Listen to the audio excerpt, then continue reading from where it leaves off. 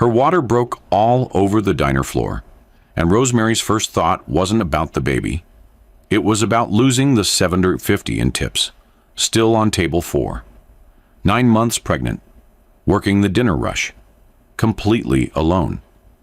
Because 5 months ago, she'd been 20 weeks pregnant, just starting to show, when she signed divorce papers and felt her baby kick for the first time in the lawyer's office. She'd made a choice in that moment. Don't tell him. Don't tell the billionaire husband who'd chosen board meetings over her. Just disappear. But that night, while she screamed through contractions in a delivery room at County General, a medical invoice found its way to Charlie Phillips's desk. And at 11:47 p.m., he would walk through that door. Not the man she'd left, but not the man she needed either. Just a man who'd finally realized what he'd lost. And the word she whispered when she saw him wasn't his name. It was no. Rosemary Matthews was 20 weeks pregnant when her baby kicked for the first time, and she was signing her divorce papers. The pen slipped, not because she was uncertain about ending her marriage, but because the baby, hidden beneath a loose sweater, just beginning to show, chose that exact moment to make itself known. A flutter, unmistakable, like wings beating against the inside of her ribs. She paused mid-signature, just for a second. Her hand pressed flat against her stomach, fingers splayed wide, feeling for it again. There. Another kick. Across the lawyer's mahogany desk, Charlie Phillips didn't notice. He was scrolling through his phone, responding to emails about the Singapore merger, already halfway into his next meeting before this one. This marriage was officially over. Rosemary picked up the pen again. This time, her hand was steady. She signed her full name in careful cursive, the same signature she'd used on their marriage license 4 years ago. Different ink, different meaning. Same woman who had believed love could survive anything. She was wrong. Charlie signed 30 seconds later. No hesitation. No pause to read the terms. Just his name in sharp, efficient strokes, the way he signed every contract. Clinical, transactional, done. "I'll have my attorney file it tomorrow," he said, not looking up. Rosemary nodded. She didn't tell him about the morning sickness she'd been hiding for 14 weeks. Didn't mention the doctor's appointment she'd gone to alone 3 months ago, the one where Dr. Patterson had smiled and said, "Congratulations, you're 11 weeks pregnant." She didn't tell him that the baby they'd been trying for 2 years of perfectly timed ovulation windows and negative tests, and his repeated promises of "after this quarter," had finally, impossibly, arrived. Right as she was walking away. What Charlie Phillips didn't know would change both their lives forever. But in that moment, standing in his attorney's office with divorce papers between them and their baby kicking inside her, Rosemary made a decision that would haunt her and save her in equal measure. She stayed silent, because telling him would mean staying. And staying would destroy her faster than leaving ever could. It was 11:47 p.m. when Rosemary zipped her suitcase closed. One suitcase. That's all she took.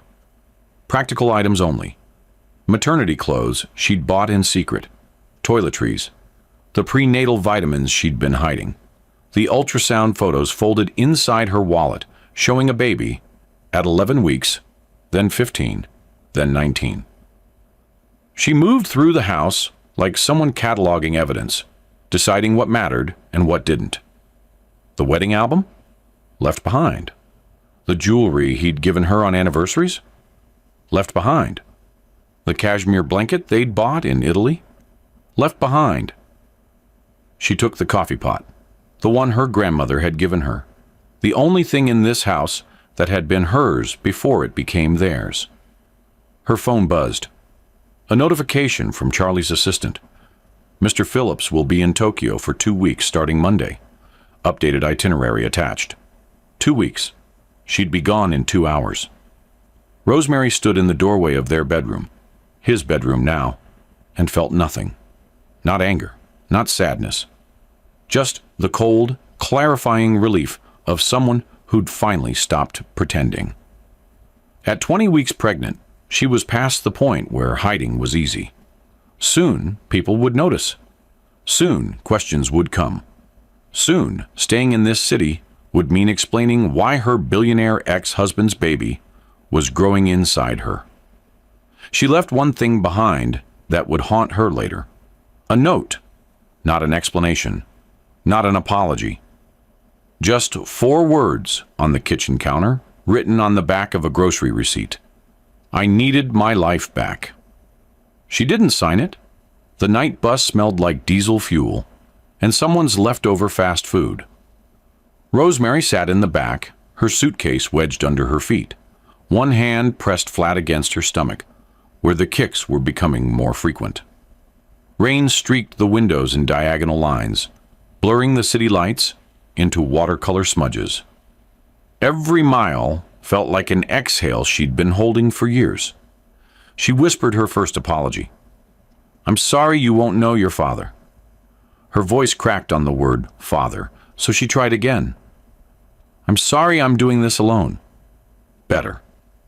The woman across the aisle, heavily pregnant herself, glanced at Rosemary's stomach, then met her eyes. A small nod passed between them, the universal language of women surviving without the fathers. Rosemary thought about the last time Charlie had come home before midnight. 6 months ago. He'd walked in at 11:43 p.m., tie loosened, smelling like conference rooms and ambition. She'd been sitting at the kitchen table with 2 plates of cold pasta, already 8 weeks pregnant, but not knowing it yet. He'd kissed the top of her head and said, Sorry, babe, the merger's almost done. The merger had closed 4 months ago. He still wasn't home before midnight. Rosemary counted silently. 14 weeks of hidden mourning, sickness. 42 nights crying alone while he worked late. 62 board meetings he'd never missed. 1 marriage she couldn't save. 1 baby she'd raise alone. She had $847 in her checking account and 19 weeks until her due date. The stakes were simple: survive or collapse. What she didn't know was that leaving would save her and almost destroy him. But that reckoning was still months away. Charlie Phillips stood in the center of his empty house at 1:14 a.m. and felt nothing. No rage, no grief, no impulse to call her or chase her or demand an explanation. Just the dull, functional awareness that something was missing. Like realizing you'd left your phone in another room. Annoying, fixable, not catastrophic. He called his COO, Marcus. She's gone, Charlie said flatly. Marcus sighed. You okay? Yeah, it won't affect the merger. That's not what I asked. Charlie looked around the kitchen. Everything in its place. Clean counters, stacked mail, the note she'd left, crumpled now, shoved in his pocket. I'm fine, he said. He wasn't lying. He genuinely believed it. Marcus paused. You want me to try to find her? No, Charlie said immediately. She made her choice. They talked for another 10 minutes about quarterly projections. When Charlie hung up, he opened the fridge for a beer. That's when he saw them. Prenatal vitamins. The bottle was half empty, tucked behind the oat milk Rosemary always drank. Charlie stared at it for 5 full seconds. Then he threw it away. He didn't register what it meant. His brain filed it under things Rosemary left behind and moved on.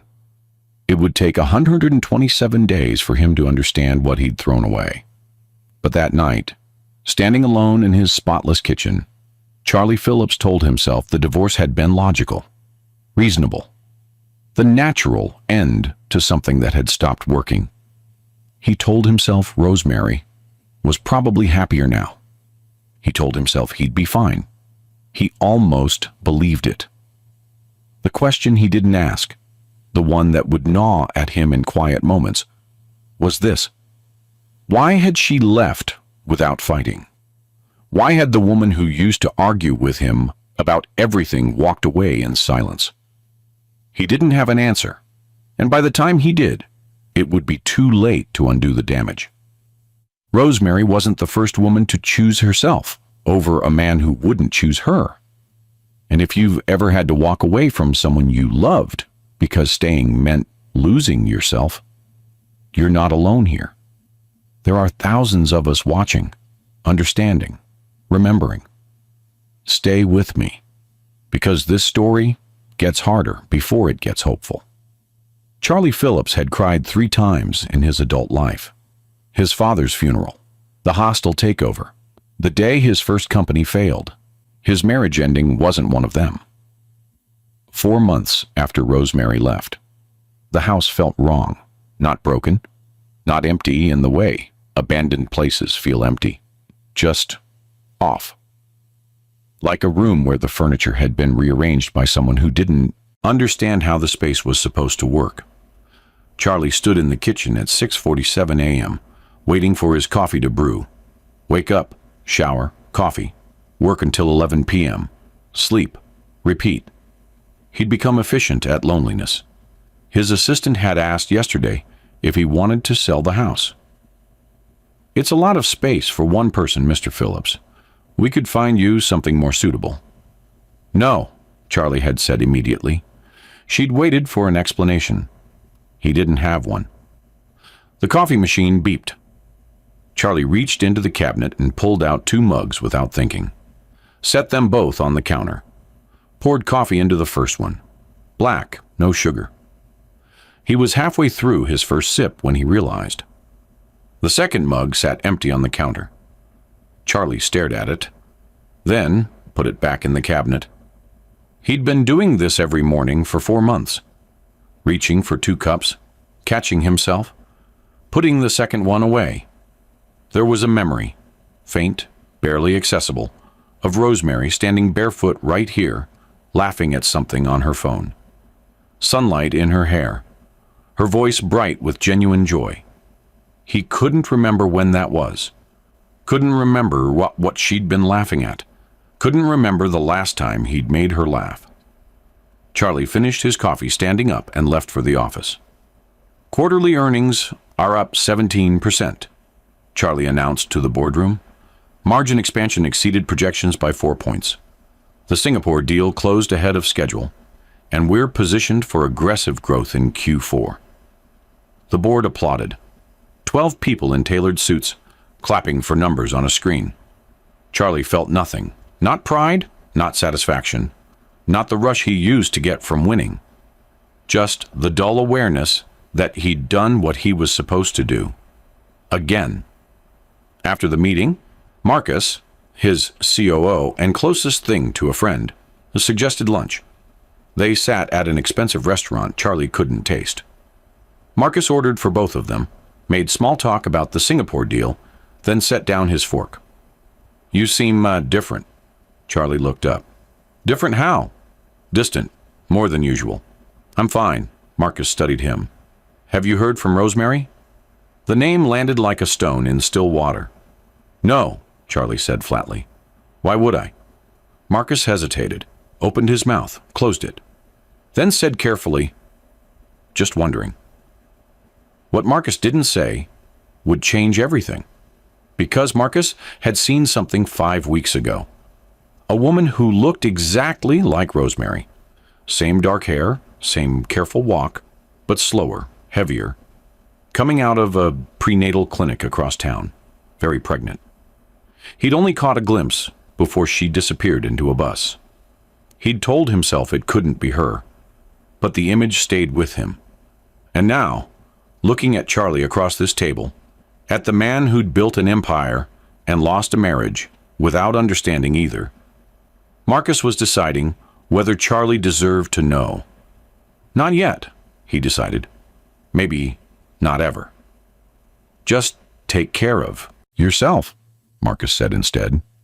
Charlie nodded and returned to his meal, completely unaware that his entire world was about to change in 127 days. Charlie visited his father's grave every quarter, rain or shine. Board meeting or no board meeting, every 3 months, like clockwork. The cemetery was quiet on a Wednesday afternoon. Charlie knelt on the grass in his $4,000 suit and talked to a headstone like it was therapy. "She left, Dad," he said quietly. "Said she needed her life back." The grave didn't answer. It never did. But Charlie kept talking anyway. "I don't know what I did wrong. I built everything you said to build. The company, the house, the portfolio. I did everything right." A pause. "So why does it feel like I lost?" The wind rustled through the trees. A bird called out somewhere nearby. Charlie sat back on his heels, staring at his father's name etched in granite. "Maybe building wasn't the same as being present," he said slowly, testing the words. The thought felt true and incomplete at the same time, like recognizing a problem but not understanding its depth. The guilt was still abstract, distant. He didn't understand what he'd lost yet. His phone buzzed in his pocket. An email notification. Subject: medical invoice. Forwarding error. Charlie glanced at it, frowned. He didn't recognize the sender. Some billing department from County General Hospital. Must be spam or a mistake. He deleted it without opening. Stood. Brushed grass off his pants. Looked at his father's grave one more time. "I'll figure it out," he promised. He had no idea what he was promising to figure out. That deleted email would arrive again, in paper form, at his office, in 6 weeks. And when it did, everything Charlie thought he understood about loss would shatter in the time it took to read 3 words. Active labor. Patient, Rosemary Matthews. I want to pause here because I know some of you are thinking, he doesn't deserve redemption. And maybe you're right. Maybe some mistakes are too big to come back from. But here's what I've learned in 3 decades of studying stories like this. Sometimes people don't know what they're destroying until it's already gone. So stay with me, because what happens next will show you whether Charlie Phillips is a man who can change, or just a man who regrets. And those are 2 very different things. Charlie sat alone in his office at midnight. The building was empty. Security had made their rounds an hour ago. The cleaning crew had finished and left. Just him and the city lights, visible through the floor-to-ceiling windows. He should go home. Instead, he opened his desk drawer. The wedding photo was buried under old contracts and post-it notes. He hadn't looked at it in months, hadn't wanted to. But tonight, for reasons he couldn't articulate, he pulled it out. Rosemary smiled at the camera. Sunlight caught in her hair, her hand in his. She looked radiant, happy, like a woman who believed the man standing next to her would keep every promise he'd made. Charlie felt something unfamiliar rise in his chest. Not the strategic loss of a failed merger.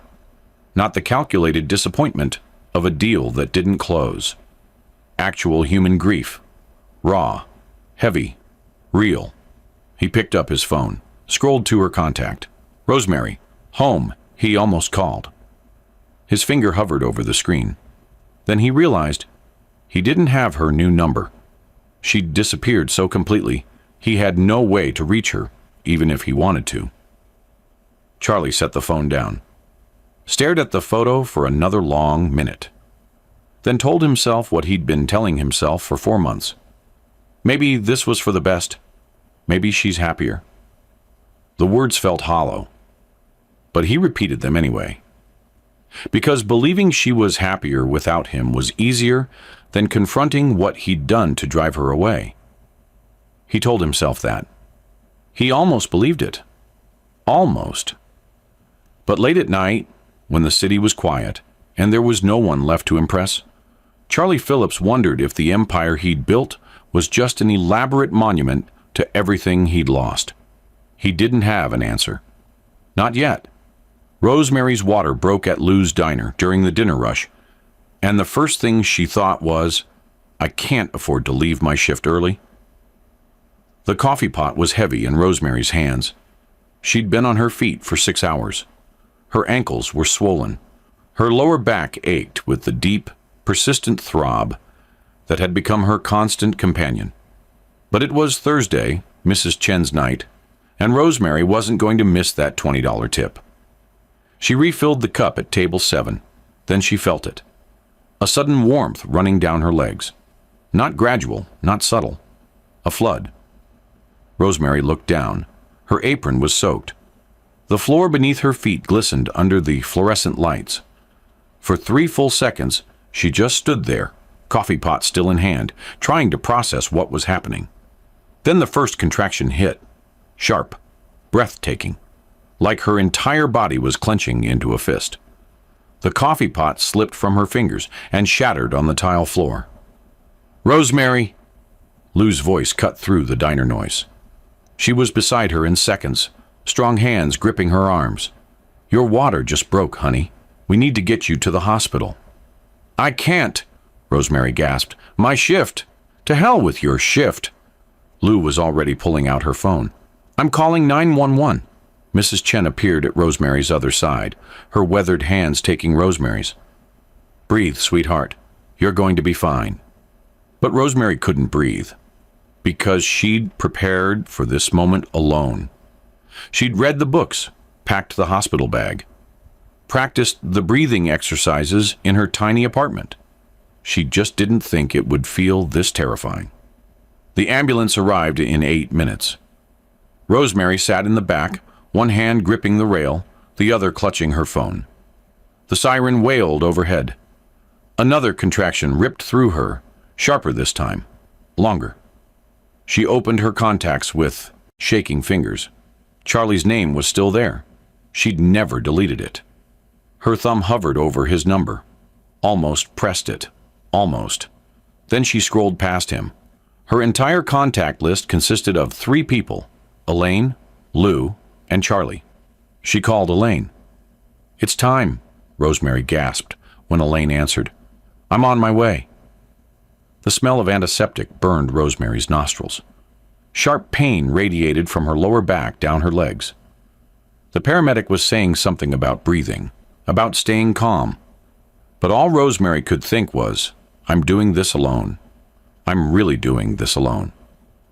Meanwhile, 11:34 p.m., Charlie's office. Charlie sat at his desk, reviewing contracts for the Tokyo expansion. The office was silent, except for the hum of his computer and the distant sound of traffic 47 floors below. His desk phone buzzed. "Mr. Phillips?" The night mail clerk's voice crackled through the speaker.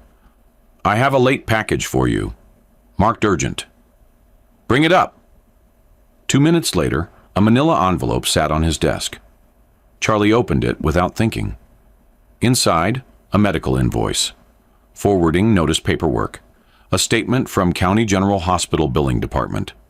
Patient, Rosemary Matthews. Charlie's chest tightened. Status, admitted, active labor hospital. County General, date, March 17th, tonight.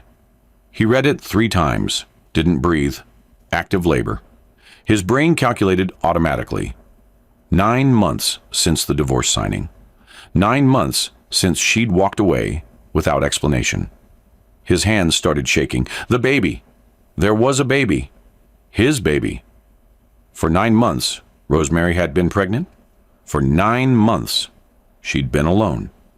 For 9 months, she'd carried his child, while he convinced himself she was happier without him. Charlie didn't think, didn't call, didn't text. He just grabbed his coat and ran. County General was 47 minutes away. Charlie made it in 31. He drove through red lights, swerved around slower cars. His hands gripped the steering wheel so tight his knuckles went white. His mind raced with calculations he couldn't complete. 9 months. She was pregnant when she left. When she signed those papers. When I threw away those prenatal vitamins. The memory hit him like a physical blow. The vitamins in the fridge. He'd thrown them away without thinking, without asking why they were there. He'd thrown away the evidence of his own child. Charlie's phone rang. Marcus. He didn't answer. It rang again. His assistant. He silenced it. Nothing mattered except getting to that hospital, except seeing her, except understanding what he'd missed. He pulled into the parking lot at 11:47 p.m., abandoned his car in a loading zone, and ran. The maternity ward nurse at the desk looked up when Charlie burst through the doors. "I'm looking for Rosemary Matthews," he said, out of breath. "She's in labor. Are you family?" "I'm her husband." The nurse's eyes dropped to his left hand. No ring. "Ex-husband," Charlie corrected. "But I'm the father. His voice cracked. "Please, I need to see her." The nurse studied him for a long moment. Then she sighed. "Room 7, down the hall. But sir, she gets to decide if you stay." Charlie was already moving. He heard her before he saw her. A scream, raw, primal, the sound of a woman in agony. Charlie's hand froze on the door handle. For 3 seconds, he stood there in the hallway, terrified. Then he opened the door. "What are you doing here?" Rosemary gasped, and Charlie looked at her like a man staring at the wreckage of everything he'd destroyed. Charlie stood, frozen in the doorway. He couldn't move, couldn't speak, couldn't process what he was seeing. Rosemary in a hospital gown, legs up in stirrups, face twisted in pain, her stomach impossibly large, with a child he never knew existed. Rosemary's next contraction stole her breath. Her entire body tensed. She couldn't speak, couldn't do anything but grip the bed rails and scream. Elaine stepped forward, positioning herself between Charlie and the bed. "Sir, are you family?" Charlie's voice cracked. I think I'm the father." Rosemary's bitter laugh broke into a sob. "You think?" The words landed like a slap. Dr. Potts looked up from his position at the foot of the bed, his voice calm but urgent. "We need to focus here. Rosemary, do you want him to stay or leave?" Silence. Another contraction built. Rosemary's scream filled the room. Charlie took one step forward, his hands raised like surrender. "I didn't know. I swear to God, Rosemary, I didn't know." Her response came cold and sharp between gasps for air. "You signed the papers. You walked away." "I walked away from you," Charlie said quietly, his voice breaking. "I never would have walked away from this." The words hung in the sterile air. Was he lying? Did it matter? Rosemary wanted to believe he was performing, that this was another calculated move from a man who'd built his life on strategy. But looking at him now, disheveled, terrified, shaking, she didn't see the billionaire CEO. She saw a man who'd just realized what he'd lost. Dr. Potts's voice cut through. "Rosemary, your choice. Now." The contraction passed. Rosemary's breathing steadied enough to think. To look at Charlie, really look at him. His coat was inside out. His tie was gone.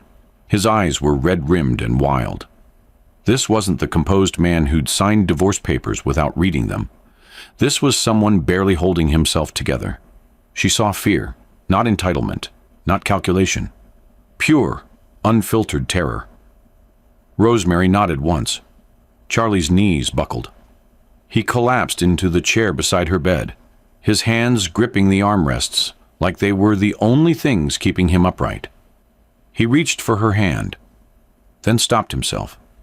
His fingers hovered in the space between them, wanting connection, not daring to assume permission. Elaine watched this exchange with careful eyes. She'd seen a lot of fathers in delivery rooms, the ones who belonged there, and the ones who didn't. She couldn't tell yet which one Charlie was. Could he really change? Or was this just another performance? What happened next would answer that question, in ways neither of them expected. Here's what I need you to understand. This moment, when Rosemary let him stay, wasn't forgiveness. It was a calculated risk. She was about to bring a child into the world, and she had to decide. Would her son's first memory be absence or presence? Even if that presence was imperfect, even if it was complicated. Some of you watching have made similar calculations. Maybe with a father, a son, an ex-husband. And if you have, then you know this story isn't about romance. It's about choices we make when we're at our most vulnerable. Keep watching, because what Charlie does next will tell you everything you need to know about who he really is. The delivery accelerated. "Rosemary, I need you to push," Dr. Potts commanded. "Big push, now!" Rosemary screamed and pushed. Charlie gripped the bed rail, white-knuckled, watching helplessly. "Again," Dr. Potts said. "One more!" Rosemary's scream tore through the room. Then, sudden, fierce, a baby's cry. "It's a boy," Dr. Potts announced. "Jack." Rosemary sobbed. Charlie dropped to his knees beside the bed, shaking violently. The nurse placed Jack in Rosemary's arms. Blood. Vernix. Perfection. Rosemary looked at the tiny face, then at Charlie. "He has your eyes," she whispered. Those 4 words shattered him completely. Charlie reached out, hand trembling, stopped inches away from touching his son. 2 words changed everything. "May I? Not let me? Not I deserve? May I?" Rosemary nodded. Charlie touched Jack's tiny hand. Jack gripped his finger with surprising strength. Charlie cried openly, heaving, uncontrolled. These weren't tears of joy. They were tears of devastation. Because he understood. He almost missed this. All of it. The past 9 months couldn't be undone. But the next 18 years? Those were still unwritten. The first 72 hours after Jack was born, Charlie Phillips didn't leave the hospital, not once. The chair was vinyl and uncomfortable, designed to discourage overnight stays. Charlie slept in it anyway, or tried to. His back screamed in protest. His neck cramped. But when the night nurse offered him a cot from the supply closet, he shook his head. "I'm fine here." He wasn't fine, but he didn't feel like he'd earned comfort. At 2 a.m., Jack started crying. The sound cut through the dark room. Urgent, insistent, the kind of crying that demanded immediate response. Rosemary stirred in the hospital bed, exhausted beyond measure. She'd barely slept in 3 days. Her body was still recovering. Every movement hurt. She tried to wake up, tried to sit up. Charlie was already standing. "I've got him," he said quietly. Rosemary watched through half-closed eyes, suspicious. Charlie approached the bassinet like he was defusing a bomb, carefully, uncertain. He picked up Jack, hands under the head, supporting the neck the way the nurse had shown him, and held his son against his chest. Jack screamed louder. Charlie looked down. The diaper was soaked. He fumbled with it, trying to remember the steps. Unfasten the tabs, lift the legs, wipe, new diaper underneath before removing old one. Or was it the other way around? He pulled out his phone with one hand, Jack wailing in his other arm. Typed, "How to change a newborn diaper." Clicked the first YouTube video. At 2 a.m. in a hospital room, Charlie Phillips, billionaire CEO who'd negotiated deals in 6 languages, watched a tutorial on diaper changing while his son screamed. He got it wrong the first time. The diaper twisted sideways. Wrong the second time. Forgot to clean properly. Jack screamed. Charlie persisted. Third time, the diaper went on correctly. Snug. Dry. Functional. Jack's crying softened to whimpers. Charlie walked to the window, rocking his son gently. The city lights stretched out below them. The same city where Rosemary had rebuilt herself alone while he'd worked until midnight. "I'm sorry," Charlie whispered to Jack. "I'm so sorry I wasn't there." Jack's breathing steadied. His tiny fist gripped Charlie's shirt. Within minutes, he was asleep. Charlie kept rocking him anyway. Rosemary pretended to be asleep, watching through barely open eyes. This would be the first of 47 midnight diaper changes Charlie would do in the next month. Morning arrived too bright and too early, day 3. Rosemary sat in the uncomfortable hospital bed, nursing Jack. Her body ached everywhere. Exhaustion sat heavy on her shoulders, like a physical weight. The door opened. Charlie walked in holding 2 cups of coffee from the cafeteria. He set one on her bedside table without a word. Rosemary glanced at it, then at him. He'd remembered. 2 creams, no sugar. It was a small detail, insignificant, really. But she noticed. They sat in silence. Jack nursed. Charlie sipped his black coffee, watching them with an expression Rosemary couldn't quite read.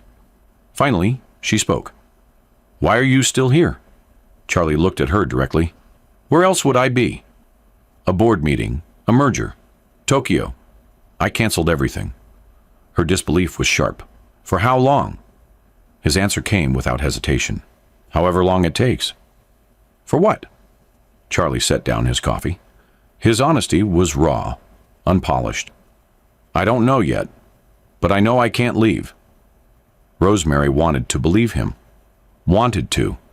But wanting and believing were different countries, separated by 9 months of proof that words meant nothing. Belief required proof. By afternoon, Charlie's phone had vibrated 17 times.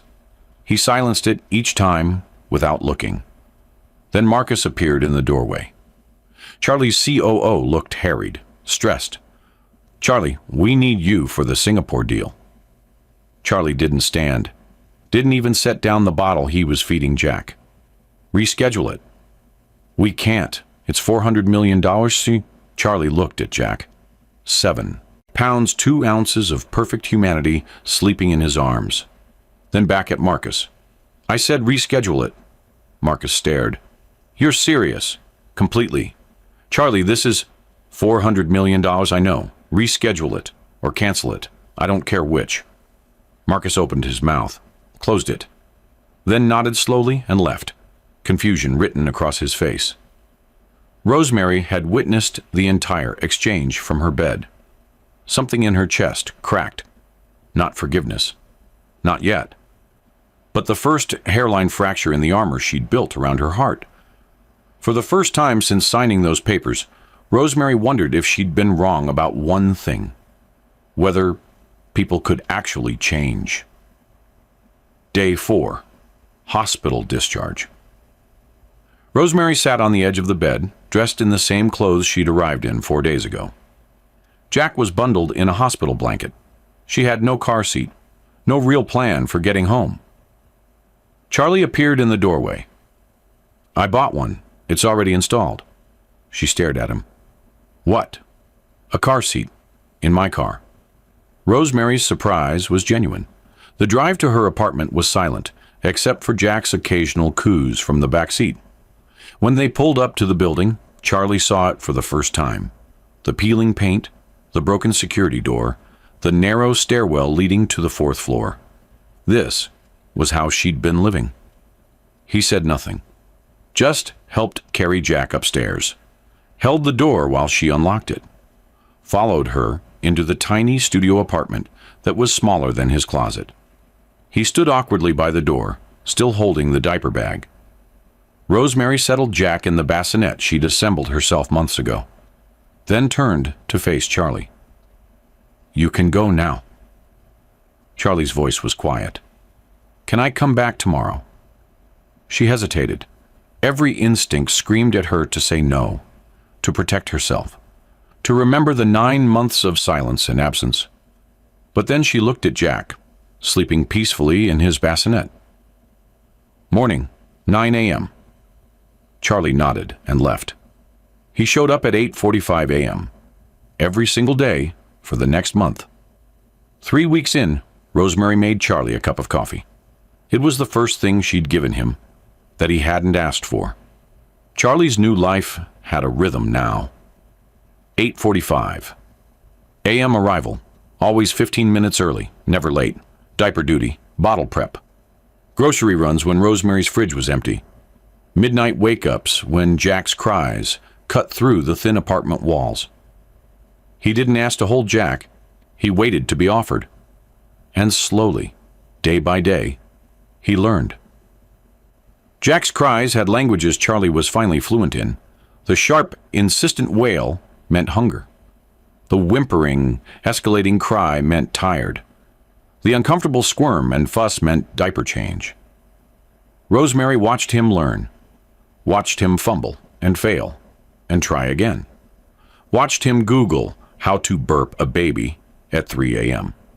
Watched him sing off-key lullabies that somehow still worked.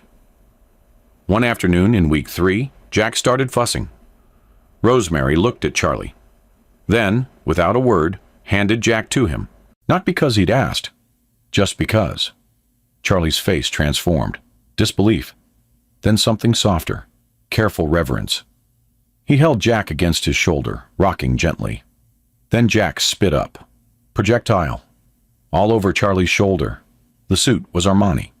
$3,000. Custom tailored. Charlie looked down at the white vomit soaking into navy fabric and laughed. Not a polite chuckle. A real laugh. Soft. Unguarded. The sound of a man who'd finally figured out what actually mattered. Rosemary stared at him. She'd never heard him laugh like that. For the first time in weeks, she almost smiled. Week 4. 3 a.m. Jack wouldn't stop crying. Rosemary had tried everything. Feeding, changing, rocking, singing. Nothing worked. Her exhaustion was a physical weight crushing her chest. She wanted to cry herself. Charlie appeared in the doorway of her bedroom, awake, alert. "Let me take him." Something inside Rosemary snapped. "You think 1 month erases 9?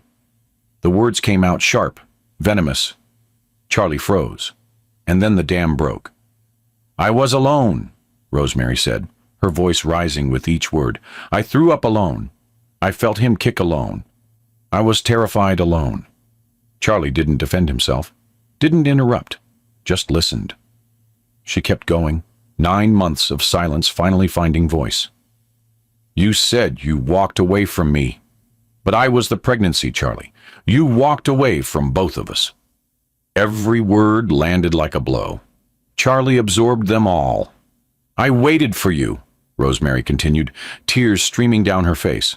"I waited for you to come home, to notice me, to ask me why I was crying in the bathroom. And you never did. You never even looked." Silence filled the small apartment. Even Jack had quieted, sensing the weight of the moment.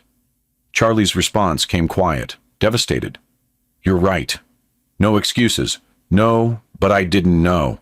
No defensive justifications, just, you're right. And I can't fix that. I can't give you those 9 months back." The honesty of it stole Rosemary's breath. Silence stretched between them. Then Charlie spoke again. "But I'm here now, and I will be here tomorrow, and the day after, until you tell me to stop."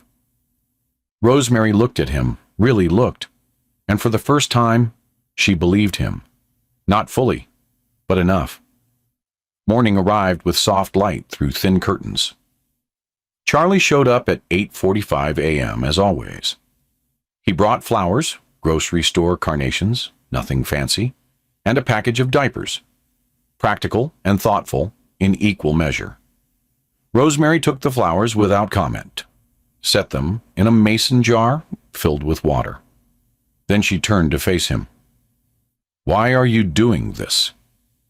Charlie sat down at her tiny kitchen table, looked at her directly. His confession came raw and unpolished. "I was building an empire, and you were shrinking." The exact words from that night months ago. Full circle. He continued, his voice steady, despite the pain in his eyes. "I thought being successful meant being busy. I thought providing meant being absent. I was wrong about everything that mattered." Rosemary's throat tightened. "And now?"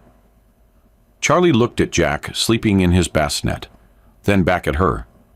"Now I know that empire means nothing if I'm alone in it."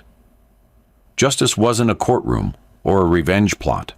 It was this: a man finally understanding what he'd taken from her. Recognition, admission, the acknowledgement that she'd been right to leave because staying would have destroyed her. Week 6. One quiet afternoon, Rosemary and Charlie sat on her second-hand couch with Jack sleeping between them. The apartment was silent, except for Jack's tiny snores and the distant sound of traffic outside. Charlie's arm rested along the back of the couch, not touching her, but close. Rosemary's head tilted back against the cushion, exhausted. Charlie watched her, memorizing the curve of her profile, the way exhaustion softened her features. The woman he'd failed and was desperate to deserve. His whisper broke the silence. "I don't know what we are." Her whisper came back. "I don't either." His promise followed. "But I know who I want to be." Long silence stretched between them. Not uncomfortable, just weighted with truth. Finally, Rosemary spoke. "Prove it. Not with words, with years." Charlie nodded, because he understood now. Presence wasn't a sprint. It was a marathon measured in midnight wake-ups and grocery runs and diaper changes and showing up even when it was inconvenient, especially when it was inconvenient. And for the first time since signing those papers, Rosemary felt something she thought she'd buried. Hope. Not the naive hope of a woman who believed promises, but the cautious hope of someone who'd watched a man choose differently, who'd seen him reschedule $400 million deals and sleep in uncomfortable chairs and learn Jack's cries like a new language. Hope earned through action, not words. Jack stirred between them, his tiny fist opening and closing in sleep. Charlie reached down, letting Jack grip his finger. Rosemary watched, and didn't pull away when Charlie's other hand found hers on the couch. The past couldn't be rewritten. But the future? That was still unwritten. This story doesn't end with a kiss. It ends 14 months later with a promise kept. Jack's first birthday. The apartment was too small for a party, but they made it work anyway. Rosemary had never moved. Charlie had offered, multiple times, to buy her a house. Something bigger, better, safer. She'd said no each time. This space was hers. She'd rebuilt herself here. Jack had come home to these creaky floors. And somehow, that mattered more than square footage. Lou brought a chocolate cake from the diner. Mrs. Chen arrived with hand-knitted booties. Elaine and Dr. Potts came bearing gifts wrapped in bright paper.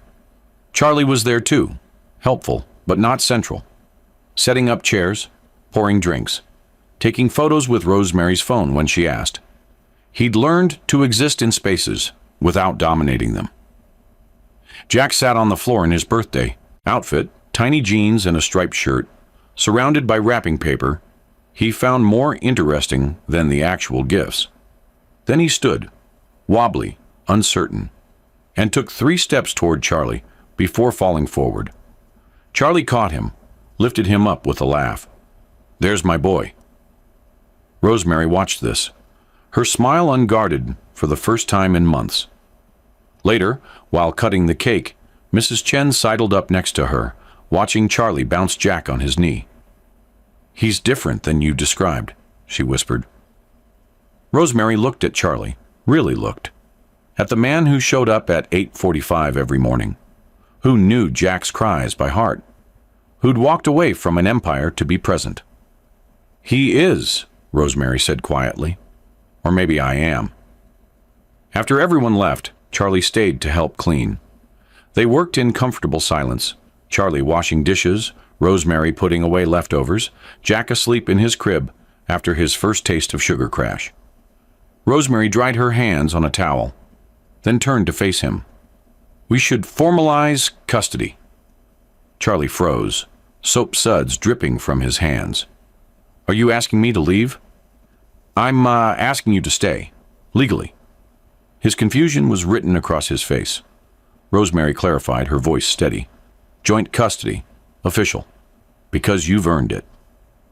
Charlie sat down hard in the nearest chair. This was the vindication.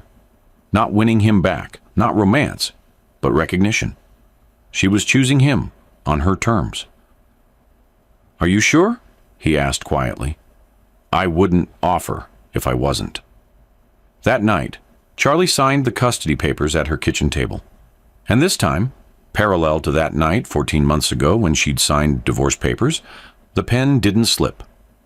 His hand was steady, his signature clear, his commitment absolute.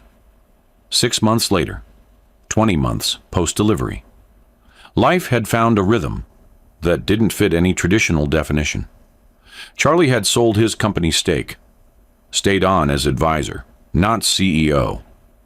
He worked remotely 3 days a week, his home office now filled with framed photos of Jack instead of awards. Rosemary returned to work part-time at the nonprofit clinic, the same one where she'd met Elaine, where she'd cried for the first time after leaving. Now she counseled other women rebuilding their lives alone. Charlie dropped Jack at daycare those mornings. They weren't remarried. They weren't together in the traditional sense. But Charlie had a key to her apartment. They had dinner together 4 nights a week. Jack called him Dada. Rosemary called him Jack's father. Not ex-husband, not boyfriend. Something undefined but real. Some relationships don't fit into neat boxes. And maybe that's okay. What mattered was this: Jack was loved completely by 2 people who'd learned that presence mattered more than promises. One Sunday afternoon in early spring, they took Jack to the park. Jack played in the sandbox, his tiny hands scooping and dumping with the serious concentration only toddlers possess. Rosemary sat on a bench, reading a book she'd been trying to finish for 3 months. Charlie sat next to her, watching Jack. The quiet moment stretched between them. Comfortable, easy. Charlie broke the silence. "Do you think you'll ever forgive me?" Rosemary looked at him. She'd asked herself that question 1,000 times. Late at night, when Jack was asleep, during the 8:45 a.m. arrivals, while watching Charlie learn fatherhood, one mistake at a time. Her answer came honest. "I don't know. Maybe. Ask me in a decade." He nodded. "Fair." A long pause. Then she added quietly, "But I can tell you this. I don't regret letting you in that delivery room." His voice cracked. "Neither do I." Jack toddled over then, interrupting the moment. He held out his hands, offering them each a stick he'd found. A gift, an invitation. They accepted it. The 3 of them sat there in grass and sunlight. Imperfect, complicated, present, not a fairy tale ending. Something better, a real one. Rosemary had fled her marriage to save herself. And somehow, in running, she'd taught Charlie Phillips how to finally stop chasing the wrong things. 3 years later, Charlie would propose again. Not with a diamond, with a promise. "I will never make you smaller to fit my ambition." Rosemary didn't answer right away. She said, "Let me think about it." She thought about it for a year. Then she said yes. But that's another story. This one ends here, in a park on a Sunday afternoon, with a man who learned that empires mean nothing, and a woman who taught him what actually matters, and a little boy who will grow up knowing that love isn't inherited. It's chosen, every single day, in 1,000 small moments that add up to a life. You've witnessed something rare. A man who changed not because he regretted losing, but because he understood what he'd destroyed. And a woman strong enough to let him try, while never compromising the boundaries that saved her. This story was for every woman who's ever had to choose herself, who's ever walked away when staying meant shrinking, who's ever rebuilt quietly while the world wasn't watching. You are Rosemary. And you deserve a Charlie who shows up at 8:45 a.m. every single day. For years. Not words. Presence.